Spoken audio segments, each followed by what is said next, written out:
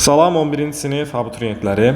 Bugün 9 mart 2025-ci il 11-ci sinif buraxılış imtahanını sizlərlə müzakirə edirik. Gəlin birinci sualımıza baxaq. Çoxluq suallarıdır. Bu tipli çoxluq suallarını adətən Euler-Venn diaqramı vasitəsilə işləmək daha asandır. Buradan A çoxluğumuzu qeyd eləyək, buradan B çoxluğumuzu. A fərqlidir B-dən, yəni yalnız A-da olan elementlərin sayı 6-ya bərabərdir, yalnız B-də olan elementlərin sayı isə 4-ə bərabərdir. Kəsişməsi boş deyilsə, kəsişmədə minimum bir element ola bilər. N, A ilə B-nin birləşməsini bizdən istəyirlərsə, burada 6 üzərinə gəlinsin, 1 üzərinə gəlinsin, 4 yaza bilərik. Və bu cəm isə 11-ə bərabər olacaq. Yəni 61-ci sualda doğru variantımız 11 olar.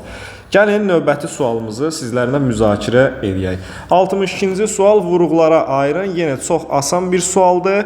25 çıxılsın 5A-dan hər birindən 5-i mötərizə xaricinə çıxara bilərik. Yerdə qalar 5 çıxılsın A şəklində. Doğru variantımız D variantı olacaq burada. Gəlin davam edək 63-cü sualımızdan. Cədvəldəki ədədlərin hansı hissəsi irrasionaldır? İrrasional ədədlər, məsələn, burada biz pi-ni götürə bilərik. Kök altında 3-dən konkret qiymət çıxmadığı üçün köküsü götürə bilərik. 3 kök 5-dən konkret qiymət çıxmadığı üçün götürə bilərik. Mənfi kök altında 2-ni də biz burada götürə bilərik. 1 tam dövrdə 6-nı kəsir şəklində göstərmək mümkündür. Kök 9-dan 3 çıxar. Mənfi 5 onsuz da bilirik ki, rasionaldır. 1 tam onda 6 dövrdə 3-ü isə biz kəsir şəklində göstərə bilirik. 4-də 3 onsuz da kəsirdir. 6 isə bildiyimiz kimi rasionaldır. Görürük ki, dostlar, burada 10 dənə ədədimiz var və bu 10 ədədin 4-ü bizdə irrasional ədəddir. Bunu göstərən zaman isə 0,4 şəklində də yaza bilərik. Doğru variantımız C variantı olar. Gəlin davam eləyək 64-cü sual nümunəmizdən. Görək 64-də hansı sual verilib bizlər üçün. İfadəsinin qiymətini tapın. Bu tipli suallar üçün belə bir qeyd yazmaq istəyirəm sizlərə. Qeydimiz nədən ibarətdir uşaqlar? Gəlin baxaq. Kök altında x vurulsun, kök altında y tipli sualları biz belə də yaza bilərik. Hər ikisi bir kökün altında x, y şəklində. Və bu düsturdan istifadə eləyərək mən bunların hər ikisini eyni kökdə yazacağam. 11 çıxılsın kök altında 21, vurulsun 11 üzərinə gəlinsin kök altında 21. Mötərəzəni bağlayaq və kökün altında görək bizdə nə qalacaq. Bilirik ki, bu A çıxaq B, vurulsun A üzərinə gəlinsin B deməkdir bizdə. Müxtəsər vurma düsturu olaraq A kvadrat çıxaq B kvadrat kimi baxmaq mümkündür. Gəlin baxaq 11-in kvadratı çıxılsın kök altında 21-in kvadratı. Bu kvadrat kökü aparar. 11-in kvadratı isə bizdə 121 alınar. 21 isə olduğu kimi qalacaq və kökün altında 100 alarıq biz burada. Kök altında 100-dən isə cavabımız 10 çıxar. Doğru variantımız burada A variantı olar. Gəlin 65-ci sualı müzakirə eləyək. Şəkər çuğundurundan onun kütləsinin 20% qədər şəkər alınır. 80 ton şəkər çuğundurundan neçə ton şəkər alınır? Çox sadə bir sualdır. Şəkər çuğundurunun 20% qədər şəkər alınır. Deməli, 80 tonun biz 20%-ni buradan tapa bilərik. Bölərik 100-ə, sıfırlarımız ixtisar gedər, 8-2-nin isə 16 alınır. Yəni 16 ton bizdə şəkər çuğunduru alınır. Şəkər daha doğrusu alınır. Doğru variantımız isə burada B variantı olar.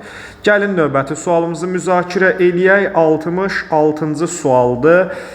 Mən onsuz da bunu abituriyentlərimizə demişdim. Bir dənə ədədi silsilə sualı düşə bilər. Çünki 2 mart imtahanında bizlərə ədədi ardıcıllıq sualı verilmişdi. Gəlin baxaq uşaqlar, ədədləri silsilənin ardıcıl hədləridir. Biz bilirik ki, silsilənin ardıcıl hədləridirsə, bu ortada gördüyümüz modulca 3 çıxılsın y ifadəsi birinci və üçüncü hədləri cəminin yarısına bərabər olacaq. Gəlin yazaq, modulca 3 çıxaq y bərabərdir. Y çıxılsın 2, üzərinə gəlinsin 6, çıxılsın Y və biz bunu bölərik 2-yə. Müsbət Y ilə mənfi Y bizdə gedər. Modulca 3 çıxar Y bərabərdir. Mənfi 2-nin üzərinə 6 gəldikdə cavabımız 4 alınacaq. 4-ü 2-yə böldükdə isə 2 alınır. Deməli uşaqlar bilirik ki, modulda müsbət və mənfidən eyni cavablar alındığı üçün hər ikisində müsbət alınır və ona görə ya müsbət 2 olar, ya bizdə mənfi 2 olar. Buradan Y-imiz bərabər olar 1-ə, ikinci tərəfdən isə Y-imiz bərabər olar 5-ə. Deməli 1 və 5 bizdə doğru cavablar olacaq. Doğru variantımız uşaqlar 66-da D variantı olacaq. Gəlin davam edək 67-ci sualımızdan. İki kürədən birinin həcmi ikincinin həcmindən 27 dəfə böyükdür. Birinci kürənin səthinin sahəsi ikinci kürənin səthinin sahəsindən neçə dəfə böyükdür? Gəlin baxaq uşaqlar, həcmi ikincinin həcmindən 27 dəfə böyükdür. Biz kürənin həcm düsturunu bilirik ki, V bərabərdir 3/4 pi r-in kubu şəklində yazmaq olar. 3/4 pi r-in kubu. 27 dəfə böyükdür. 27 dəfə böyükdürsə, biz burada hansı fikri yürüdə bilərik? Bilirik ki, burada radiusun kubundan söhbət gedir. Deməli, birinci kürənin və ikinci kürənin radiusları arasında bir əlaqə var. Kürənin həcmindən, iki kürədən birincinin həcmi ikincinin həcmindən 27 dəfə böyükdür. Deməli, birinci kürənin radiusu ikinci kürənin radiusundan 3 dəfə böyükdür.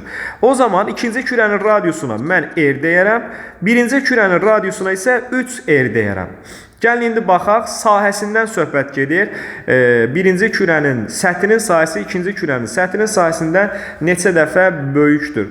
Bilirik ki, uşaqlar, kürənin səthinin sahəsi bizdə 4 pi r-in kvadratı şəklində hesablanır və r-in kvadratı olduğu üçün burada da 3-ün kvadratı yaranacaq. 9 dəfə bizdə böyük bir səth alınacaq. Yəni 9 dəfə səthinin sahəsi daha böyük olacaq. Ona görə doğru variantımız burada B variantı olar. Gəlin davam eləyək. 68-ci sual nümunəmizdən bərabərsizlik verilib bizə ən böyük və ən kiçik tam həllərinin hasilini bizdən istəyir. Mənfi 5/3 var və 6 var. Ən kiçik tam həlli mənfi 5 olaraq qeyd eləyərik burada və qarşısına yazaq ƏKG olaraq. ƏBG isə neçə qeyd eləyə bilərik biz burada uşaqlar? Müsbət 5 olaraq qeyd eləyə bilərik. Bizdən bunların hasilini istədiyi üçün mənfi 5-i müsbət 5-ə vurarıq və cavabımız mənfi 25 alınar. Doğru variantımız Y variantı olar uşaqlar. Diqqətli olaq.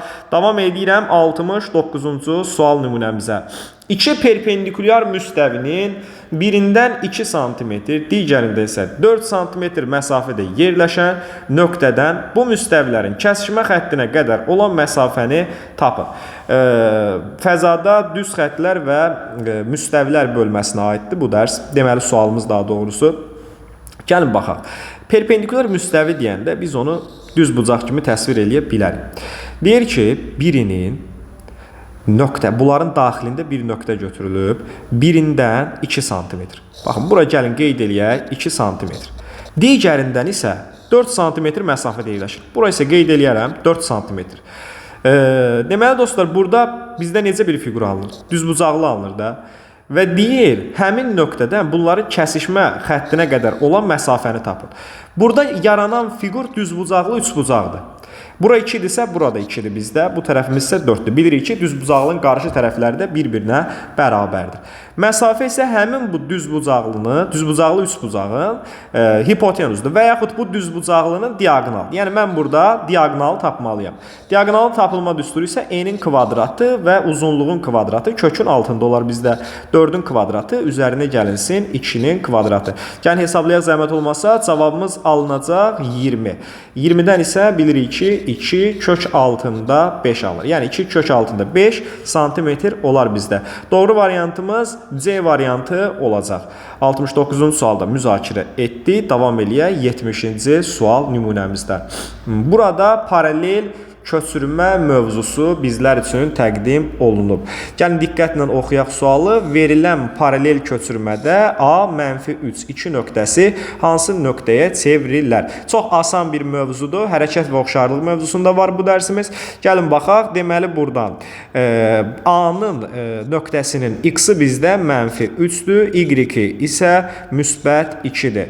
Gəlin baxaq, x ştrix bərabər olacaq, x üzərinə gəlinsin 4-ə, yəni -3 üzərinə gəlinsin 4-ə. Buradan alarıq müsbət 1, y ştrix isə bərabər olacaq, neçə verilib bizə burada, y üzərinə gəlinsin 1-ə. Yəni y-in qiymətini gətirib yerində yazmaq lazımdır.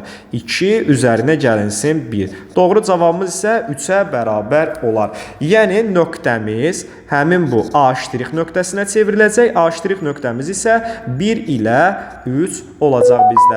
Y variantı bizdə doğru variant olar. Gəlin davam eləyək. 71-ci sualımızdan diaqonallarının sayı 9 olan qabarıq çoxbucaqlının tərəflərinin sayını bizdən istəyir. Diaqonal sayı düsturunu mən demişdim. N vurulsun, N çıxaq 3 və bölünsün 2 olacaq bizdə. Diaqonallar sayının cavabını isə bizə 9 olaraq təqdim eləyiblər. Gəlin baxaq. N kvadrat çıxaq 3N. Çarpaz vurma düsturuma əsasən 9-u 2-yə vuracam. 18. N'in kvadratı çıxılsın 3N. 18 bərabərliyin digər tərəfindədir. Keçirək. Bu biri tərəfə bərabərdir 0-a. Bu bizdə artıq çevrilmiş kvadrat tənli olduğu üçün biz bunun vuruqlarını ayıra bilərik. Və yaxud Viet teoremindən istifadə edə bilərik. N çıxılsın 6 və N üzərinə gəlinsin 3 olaraq qeyd edirəm uşaqlar. Və buradan gəlin baxaq nəyə görə biz bunu belə yazdıq. N çıxı 6 və N üzərinə gəlinsin 3. -6-nın üzərinə 3 gələndə -3-ü verir bizə. -6-nı 3-ə vuranda isə -18 eləyir. Hasilimiz 0-a bərabərdirsə, deməli hər bir vuruq ayrı-ayrılıqda 0-a bərabər olmalıdır. N-imiz müsbət 6-ya, N-imiz -3-ə. Bilirik ki, tərəf mənfi ola bilməz. Ona görə də N bərabərdir 6 yaza bilərəm. Çoxbucaqlının tərəflər sayını istəyir. Tərəflər sayımız isə 6-ya bərabərdir. Doğru variantımız D variantı olacaq. Çox asan bir sual nümunəsi idi. Davam eləyək. 72-ci sualdan loqaritma sualı. Keçən dəfə biraz daha çətini düşmüşdü. Bu dəfə müəyyən dərəcədə sual asanlaşdırılıb. Gəlin baxaq. Loqaritma 2 əsasdan. Uşaqlar, gördüyümüz kimi üstündəki ifadə müxtəsər vurma düsturudur. 14 çıxılsın 10 və 14 üzərinə gəlinsin 10 olaraq qeyd eləyə bilərəm. Məxrəcimizdə isə 24 qeyd olunub. 14-ün üzərinə 10 gələndə 24 məxrəc ilə ixtisar gedər və burada nə alarıq uşaqlar? Deməli, qeyd eləyə bilərik. Burada loqaritma 2 əsasdan, 14-dən 10 çıxanda isə cavabımız 4 alınacaq. Loqaritma 2 əsasdan 4 isə bu cür sadələşdirmək mümkündür. 2-nin kvadratı. 2-lərimiz burada gedər və cavabımız müsbət 2-yə bərabər olar. Doğru variantımız C variantı olacaq. Gəlin davam eləyək növbəti sualımıza. 73-cü sualımıza davam eləyək. A parametrinin hansı qiymətlərində sinus x bərabərdir A/1 böl 2 tənliyinin həlli var. Bilirik ki, sinusun aldığı qiymətlər -1 ilə müsbət 1 arasında yerləşir. Yəni, gəlin bu cür qeyd eləyək. Sinus x daxildir -1 ilə müsbət 1 aralığına. Və bu zaman biz görərik ki, A/1 bölünsün 2. Gəlin bunu bir dəfə bərabər eləyək -1-ə. A çıxılsın 1 bərabərdir -2-yə. Və buradan A-mız bərabər olacaq -1-ə. İkinci dəfə isə A çıxılsın 1 bölünsün 2 bərabərdir müsbət 1-ə. Və A çıxılsın 1 bərabər olacaq müsbət 2-yə. A-mız neçəyə bərabər olar? 3-ə. Deməli, A daxildir bizdə -1 ilə müsbət 3 aralığına. Doğru variantımız D variantı olacaq. Sinus və kosinusun bu arada ən kiçik və ən böyük qiymətləri -1 ilə müsbət 1 arasında yerləşir. Növbəti sualımız 74-cü sual nümunəsidir.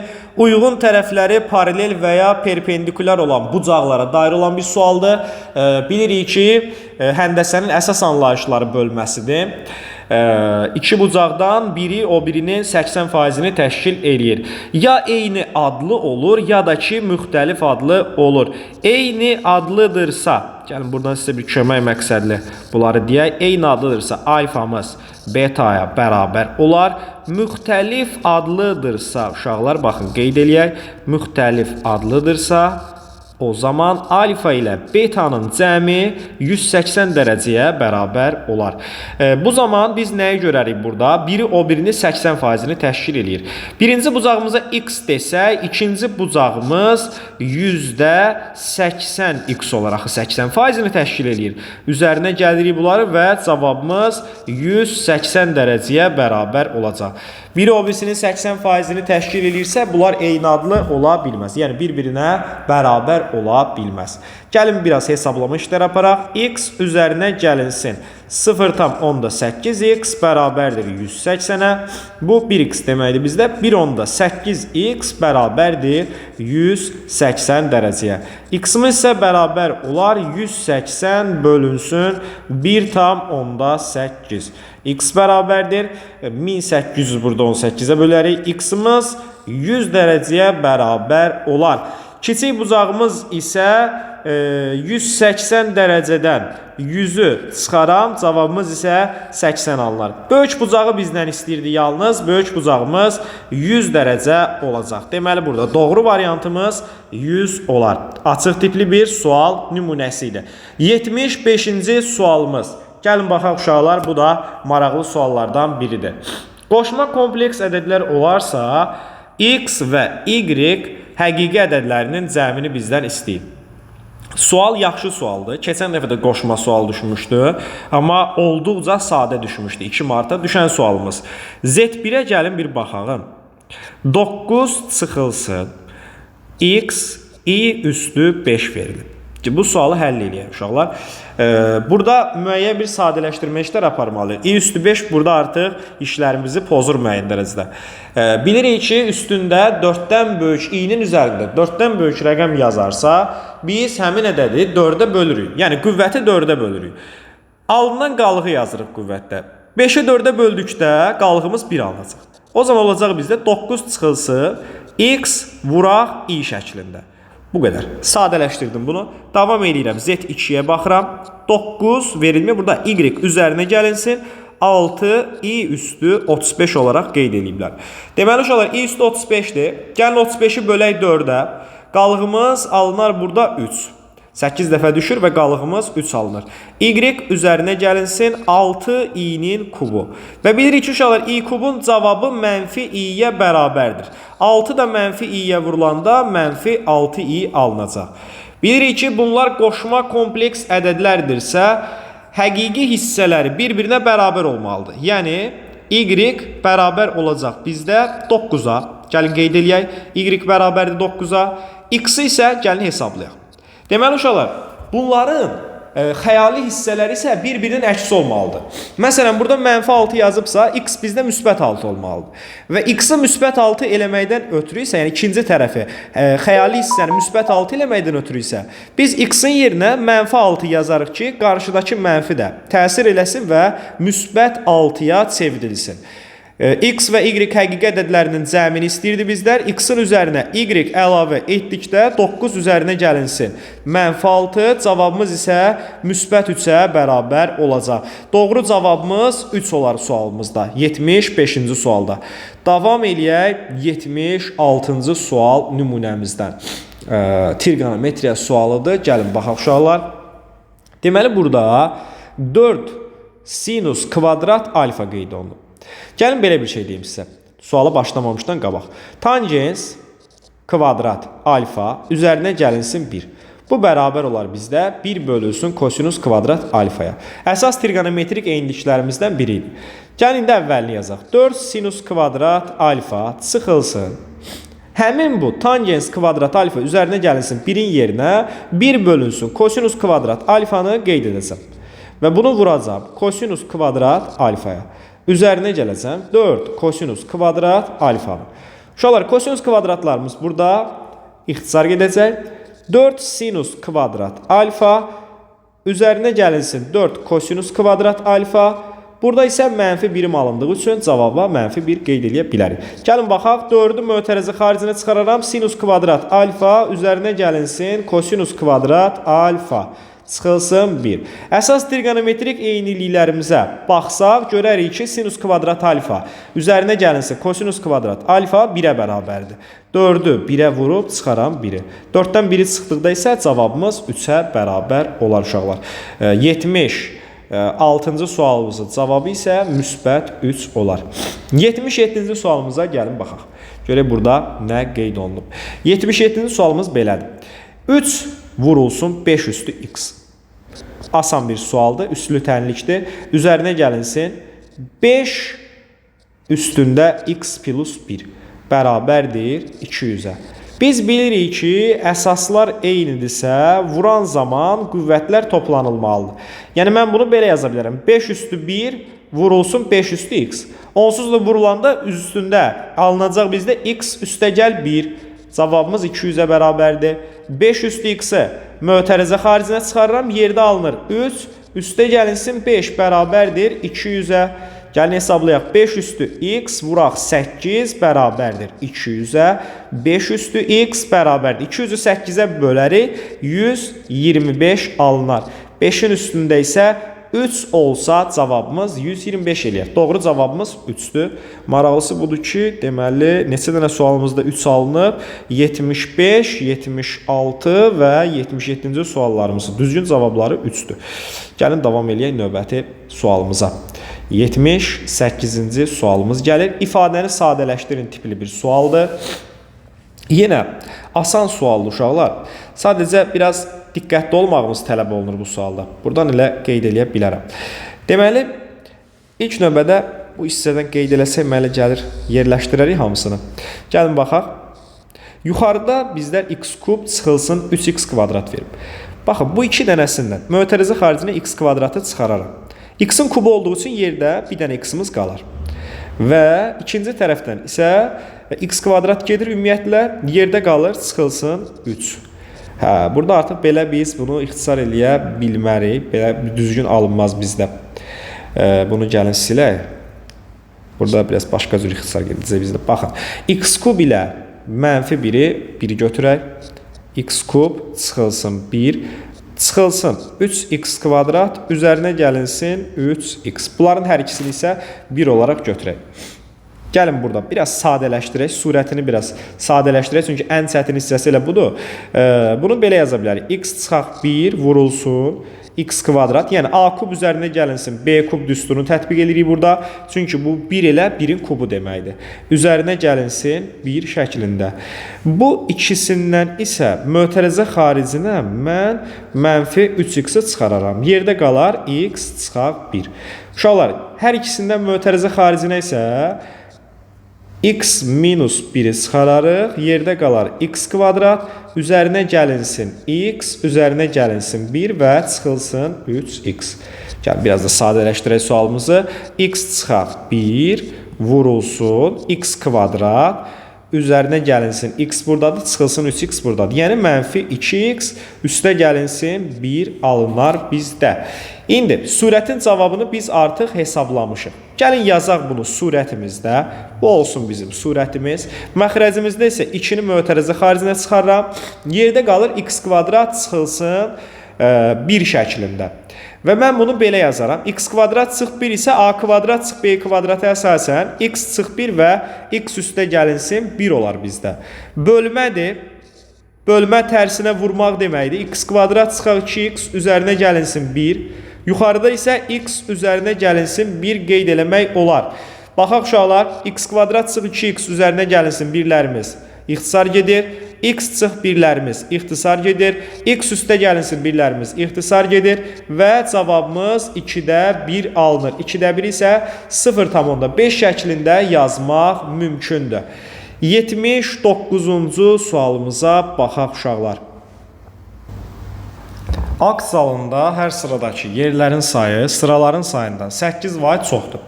Bu zaldakı yerlərin ümumi sayı 384 olarsa sıraların sayını tapın.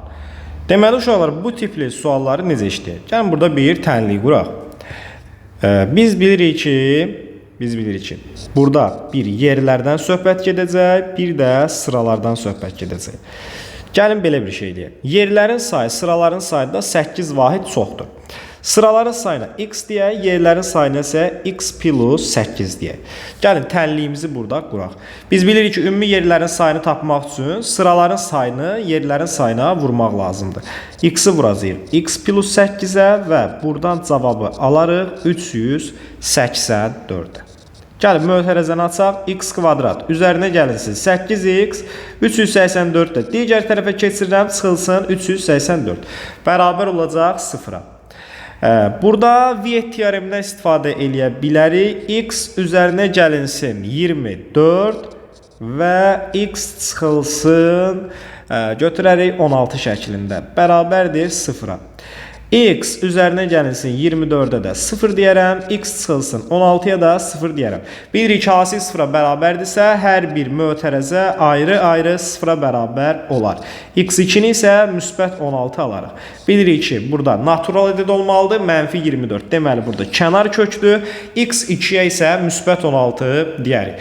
Gəlin, müsbət 16 olaraq götürək. Sıraların sayını istəyirdi bizdən. Deməli, burada 16 dənə sıra var. Yer sayı isə 16 üstə gəlinsin 8, cavabımız 24-ə bərabər olar.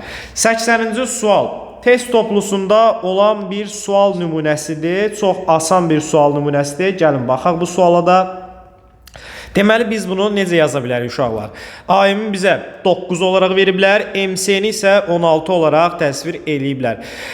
Mən buradan sizə belə bir şey deyəcəm uşaqlar. Bilirik ki, düzbucaqlı üçbucağın düz bucaq təpəsindən çəkilən hündürlüyü barəsində bir xassəmiz var idi. H-ın kvadratı bərabər olurdu m vurulsun n-ə. Deməli burada BM-in kvadratı bərabər olacaq 9 vurulsun 16-ya. BM-in kvadratı bərabər olacaq 144-ə və buradan taparıq ki, BM özü bərabərdir 12-yə. BM isə 12 tapırıq burada. Gəlin üstünə qeyd eləyək. BM 12-yə bərabərdir. Və burada nə görürük uşaqlar? Düzbucaqlı üçbucaq olduğu üçün biz bunun sahəsini hesablaya bilərik. Və düzbucaqlı üçbucağın sahəsini gəlin buradan mən sizə bir düstur olaraq deyim. BM vurulacaq AC diaqonalına və bölünəcək 2-yə. Hündürlük hansı tərəfə çəkilibsə həmin tərəfə vurulacaq və 2-yə bölünəcək. Gəlin buradan uşaqlar başlayaq bu düzbucaqlı üçbucağın sahəsini hesablayaq. Deməli S üçbucaq ABC bərabər olar 12 vurulsun. Bunun hipotenuzu 9 üstünə gəlsin 16 25 eləyər bizdə və bunu bölərəm 2-yə. Cavabımız buradan 150-yə bərabər olar və bilirik ki, düzbucaqlının diaqonalı onun sahəsini 2 bərabər hissəyə bölür. 2-ni isə 150-yə vurduqda cavabımız 300 cm kvadrata bərabər olar. Doğru cavabımız uşaqlar buradan 300 eləyəcək. Buradan da kənarında da 300-ü yaza bilərik. 81-ci sualımız ehtimal suallarından biridir. Və onu deyərdim ki, sizə keçən dəfəki sualdan həqiqətən daha çətin bir sual salıblar. Ümumiyyətlə bu 9 martdakı suallar 2 marta nisbətən daha çətin və düşündürücü suallar olaraq düşüb bizdə. 81-ci sualımıza gəlin baxaq uşaqlar, görək burada sualımızı necə həll edə bilərik. 20 azenlik 28 dənə ümumi zərf burada təqdim olunub. Gəlin bir yenidən tənli olaraq baxaq, sonra ardını işləyərik. Tənli olaraq necə baxa bilərik? Deməli burada 5 azenlik 10 azenlik və 20 azenlik burada kuponlarımız var. Baxaq. 5 azeyn, 10 azeyn və 20 azenlik kuponlardır. 20 azenlik kuponların sayı 10 azenlik kuponların sayından 2 dəfə azdır. Deməli, 2 dəfə azdırsa 10 azenlik kuponların sayı 2 dəfə çoxdur. 20 azenlik kuponların sayı isə bizdə x olaraq yaza bilərik. 5 azenlik kuponların sayından isə 16 ədəd azdır. 20 azenlik kuponların sayı 10 azenlik kuponların sayından 2 dəfə az və 5 az yenilik kuponların sayından isə belə götürəndə 5 az yenilik kuponların sayından isə 16 ədəd azdır. Deməli 5 az yenilik kuponların sayından 16 ədəd azdırsa 20 az yenilik kuponların sayı. 5 az yenilik kuponların sayı isə x üzərinə gəlinsin 16 şəklində qeyd eləyə bilərik. Deməli 5 az yenilik kuponlarımızın sayı isə x üzərinə gəlinsin 16-ya bərabər olar bizdə. Və biz bilirik ki, bunların hamısı 28 ədəddir. Gəlin tənliyimizi həll eləyək. X üstünə gəl 16, üstünə gəlinsin 2x, üstünə gəlinsin x bərabərdir 28-ə. Hesablayaq uşaqlar burada 4x üzərinə gəlinsin 16 bərabərdir 28-ə. 4x bərabərdir 12-yə, x-imiz isə bərabərdir 3-ə. Deməli 20 az yenilik kuponların sayı 3 ədəddir. 10 az yenilik kuponların sayı 6 ədəddir. 5 az yenilik kuponların sayı isə bizdə 19 ədəd olar. Müştərinin təsadüfi seçdiyi 2 zərfdəki kuponların ümumilikdə dəyəri 30 AZ. Baxın, burada 2 dənə zərfdən söhbət gedir.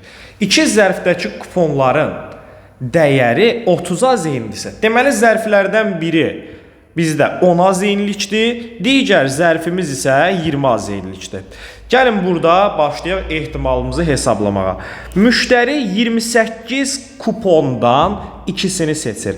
O zaman mən burada, baxın, belə götürərəm, məxrəcə yazacağımız ehtimalda isə, yəni mümkün ehtimallar sayda, yəni mümkün nəticələr sayı və yaxud ehtimallar sayı isə bizdə belə olacaq. 30, 28 kupondan ikisi seçilir. Gəlin bunu bir hesablayaq sizlərlə. Kombinizonun düsturuna əsasən mən abituriyentlərimi belə öyrədirəm həmişə. 28 vurulsun 27.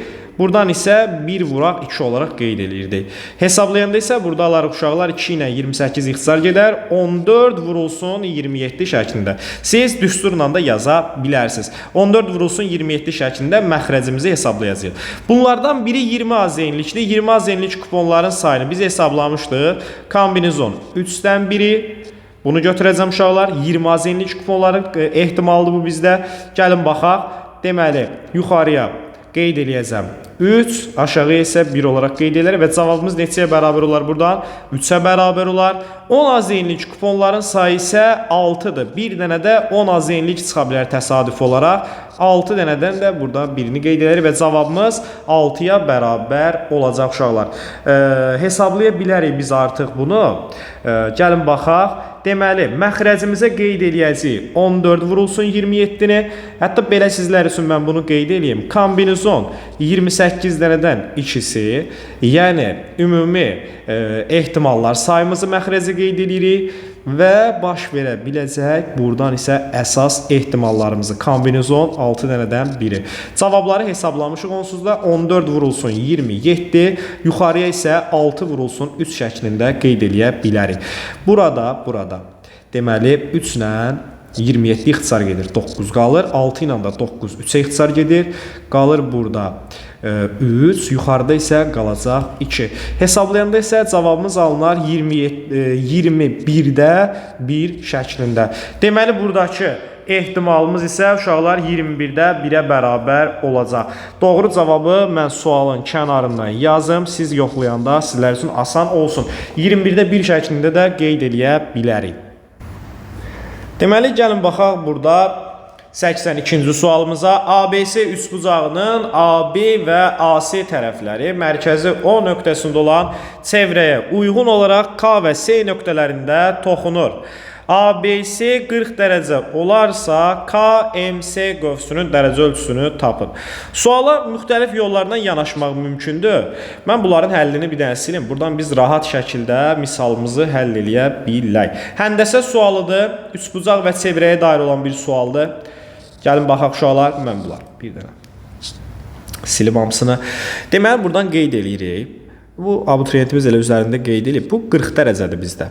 Və görürük ki, biz bilirik ki, uşaqlar ümumiyyətlə toxunan ilə radius bir-birinə perpendikulyardır. Deməli, bucaq A-ya fikirləşmədən 50 dərəcə deyə bilərik. Çünki düzbucaqlı üçbucaq iti bucaqlarının cəmi 90 dərəcəyə bərabərdir. Mən buradan əlavə olaraq bir dənə də bu formada bir radius çəkəcəm. Və bu da radius olduğu üçün bizdə yenidən perpendikulyar olacaq. Və görürük ki, bir dördbucaqlı alınar bizdə. Və bu dördbucaqlının daxili bucaqlarının cəmi 360-dır.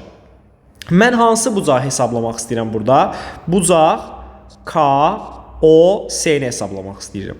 Və KOS-ni hesablamaqdan ötürü 360-dan, yəni 360 dərəcədən yerdə qalan bucaq da ölçülərini çıxmalıyam. 90 dərəcə üzərinə gəlinsin, 90 dərəcə üzərinə gəlinsin, 50 dərəcə. Gəlin baxaq uşaqlar. Deməli 360 dərəcə çıxılsın, 180 bu da 50, 230 dərəcə. Cavabımız buradan bərabər olacaq 130 dərəcəyə. Və sizlərə belə bir şey deyim. KMS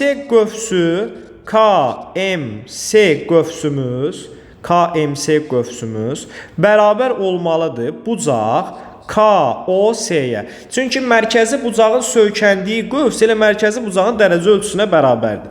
Ona görə də KOS bucağına bərabər olduğu üçün həmin KMS qövsünün dərəcə ölçüsü də 130-a bərabər olacaq. 83-cü sualımıza keçid alaq. Açılışı şəkildə verilmiş düzgün piramidanın tam səthinin sahəsi 360 olarsa apofemin uzunluğunu tapın. Apofem yan üzün hündürlüyünə deyilir. Yan üzün hündürlüyünə deyilir. Və bilirik ki, yan üzü də bunlarda bərabər yanlı üçbucaqlardır. Gəlin bunu da bir dənə silək buradan. Növbəti artıq misalımızın həllinə keçid alaq. 83-cü sualımızdır. Biz bilirik ki, piramidanın tam səthinin sahəsi S tam bərabərdir. S yan üzərinə gəlinsin, S oturacaq ilə hesablanır. Biz artıq bunu bilirik. S oturacaq ilə hesablanır. İndi gəlin burada S oturacağı bizlər üçün veriblər və oturacağın sahəsini isə 100 olaraq qeyd edib. Tam səthinin sahəsi 360-dır, bərabərdir. S yan bunu bilmirik. Yan səthinin sahəsini bilmirik, amma S oturacağı bilirik ki 100-dür. S yanımız bərabər olacaq 360 çıxaq 100. Cavabımız buradan eləyəcək 260-a. Və oturacağı bildiyimizə görə kvadratdır uşaqlar. Çünki düzgün piramidadan söhbət gedir burada. Oturacağının sayısı 100-dürsə, yəni A kvadratımız bərabər olacaq 100-ə. Buradan A-nı da birbaşa taparıq 10. Deməli, bu kvadratın tərəfi, yəni oturacağının tərəfi 10-dur bizdə. Yan səthinin sahəsini, baxın, bu cür qeyd eləyərik. Düsturumuzu qeyd eləmişdik abituriyentlərimiz onsuz da 2-də 1 vurulsun. P oturacaq və apofem, yəni H. Burada apofem isə H qeyd eləyə bilərik. Gəlin, yan səthinin sahəsini bayaqları hesablamışdıq 260. Perimetr oturacaq kvadrat olduğu üçün kvadratın perimetri 4A, yəni 4 vuraq 10, 40 eləyəcək. Buradan da H-ımız bərabərdir 260-a. Hesablasaq burada 20 alarıq. H-ımız da bərabər olar 260 bölünsün 20-yə. Cavabımız 13 eləyər uşaqlar. Deməli, 83-cü sualımızın da cavabı neçəyə bərabər oldu? 13-ə bərabər olacaq. Keçid alaq 84-cü sualımıza. Cədvəldə bir qrupdakı tələbələrin boylarının, burada artıq cədvəl sualıdır. Yenidən bunları bir dənə silək. Bu hissəni siləyim uşaqlar və davam eləyək 84-cü sual nümunəmizdən. Və bu açıq suallar adətən daha çox bizlə bal verir. 84-cü sualımız belədir. 170 cm-dən az oğlan sayı Y-dir. Qız sayı isə bizdə 3x-dir. Bunların cavabı 21-ə bərabərdir. Digər tərəfdən 2y, yəni 180 cm-dən daha çox olan, burada isə x olaraq qeyd edirəm. Bunun cavabı isə 17-yə bərabərdir. 170 cm-dən çox oğlanların sayını istəyir bizdən, yəni buradan y-i istəyir. Y-i istəyirsə, gəlin biz burada x-ları ləğv eləməyə çalışaq, yəni buradan x-ları islah eləməyə çalışaq. X-ları itirməkdən ötürü aşağıdakı tənliyimi 3-ə vurmalıyam. Gəlin vuraq, qeyd olacaq burada y üzərinə gəlinsin 3x bərabərdir 21-ə. 2y. Artıq 3-ə vurduqda isə bunlar bizdə dəyişəcək. Vurulsun 3, vurulsun 3 şəklində. 6 y üzərinə gəlinsin 3x, 17-ni isə 3-ə vuranda cavabımız 51 alınar. Gəlin bunlar alt-alta çıxaq, 3x-larımız gedər, y-dən 6y çıxanda mənfi 5y, 21-dən 51 çıxanda isə mənfi 30 alınır. Y-imizi neçə taparıq buradan? Mənfi 30 bölünsün mənfi 5, müsbət 6-ya bərabər olar. Deməli, burada düzgün cavabımız müsbət 6. Yəni 6 olaraq da qeyd eləyə bilərik. Nəhayət, ən axırıncı sual nümunəmizə keçid alırıq burada. 85 kvadratik funksiya sualıdır. Keçən dəfə də belə bir sual verilmişdi bizlərə. Başlayaq sualımızın həllindən. Deməli, buradan biz təpə nöqtələrini tapmalıyıq. Yəni M və N koordinatlarını tapmalıyıq. Biz bilirik ki, təpə nöqtəsinin tapılma düsturları bizdə var. M və N-in tapılma düsturu. Gəlin baxaq, bunu biraz yaxınlaşdıraq bu formada. Deməli, M-in tapılma qaydası, yəni N-in düsturuna ehtiyac yoxdur açığı bu misalda. M-i tapıb, gətirib X-in yerində yazıb, N-i də tapa bilərik. Deməli, mənfi B bölünsün 2A düsturuna hesablanacaq. B-imiz mənfi 8-dir, qarşısına bir dənə də mənfi atanda müsbət olacaq. 8-i 2-yə bölürəm, M-imizi tapırıq 4. N-imiz isə bərabər olacaq. 4-ü gətirib yerinə yazıram, X-in yerinə qoyuram, 4-ün kvadratı 16, 4-ü 8-ə vuranda 32 və üzərinə gəlinsin 18. N-imiz isə 2-yə bərabər olacaq. Deməli, burada uşaqlar M bərabər qeyd eləyəyin 4. N bərabər qeyd eləyəyin 2 şəklində. Deməli, burada çevrilmələrdən söhbət gedir və uyğun olaraq çevrilmələrdən söhbət gedir. Gəlin baxaq. Birinci, apsis oxuna nəzərən çevrilmədən. Apsis oxuna nəzərən çevrilmə deyəndə ilk növbədə bunu yadımızda saxlayaq ki, bunu belə tam çəkəcəm, bu formada qeyd eləyəcəm. X-imiz qalar, Y-imiz dəyişər. Y-imiz müsbət 2-dir, bu biri tərəfdə olacaq mənfi 2. Hətta koordinatını burada qeyd eləyək. Mənfi 2 və müsbət 4 və mənfi 2 olaraq qeyd eləyə bilərəm. Növbətçisinə gəlin baxaq uşaqlar. Koordinat başlanğıcına nəzərən deyirsə, burada hər ikisi bizdə dəyişəcək. Yəni, əksinə dəyişəcək. Mənfi 4 ilə mənfi 2 olacaq. Ordinat oxuna nəzərən çevrilmə deyirsə, Y qalar, X-imiz dəyişər. Gəlin baxaq buradan. Olacaq bizdə mənfi 4 ilə müsbət 2 şəklində. Misalımızı həllinə gəlin keçid alaq. Düzbucaqlı biz burada görürük. Həm bu düzbucaqlının perimetrini tapmalıyıq. Perimetrini tapmaqdan ötürü birinci N-inin uzunluğunu gəlin hesablayaq. Sonra isə uzunluğunu tapaq və oradan perimetr düsturumuzu tətbiq edək. İlk növbədə mən bu suala belə baxaram. Heç uzunluq düsturundan istifadə eləməyəcəm. Bura 2-dir. Buradan isə yenidən bizdə 2 olaraq qeyd olunacaq. Baxın. Buradan bura qədər məsafəmiz 2 vahiddir. Bu da mənfi 2-yə düşüb. Vahid olaraq götürəndə 2 vahiddir. Deməli, N-imizin uzunluğu bərabərdir müsbət 4-ə. Gəlin uzunluğu hesablayaq. Bura qədər 4-dür. Bu tərəfə qədər də 4-dür. Simmetriklikdən söhbət getdiyi üçün uzunluq isə bərabər olacaq. Uzunluq 8-ə. Perimetri hesablayanda 2 vurulsun, 4 üzərinə gəlinsin 8 bərabərdir. 2 vurulsun 12-yə. Cavabımız eləyər 24. Yəni həmin bu ABCD dördbucaqlısının perimetri 24 santimetrə bərabər olar. Ümumi götürəndə əziz abituriyentlər, 11-ci sinif abituriyentləri, 2 mart ilə 9 mart arasında keçirilən imtahanlar arasındakı fərqlər böyükdür. 2 martda keçirilən imtahan bundan qat-qat asan düşmüşdü, sadə düşmüşdü. 9 martda keçirilən imtahan, yəni bugünkü imtahan isə müəyyən dərəcədə çətin suallar var. İndi belə götürəndə səviyyə cəhətdə sualların müəyyən faizi asan, müəyyən bir faizi çətin, müəyyən faizi isə orta suallar olaraq yazılmışdı. Bəzi suallar oxşar idi, 2 martda düşən suallar idi. Bəziləri test toplumumuzda, DİM test bankında olan sual nümunələri idi. Amma belə götürəndə 2 martda düşən suallar daha asan suallar olmuşdu bizdə.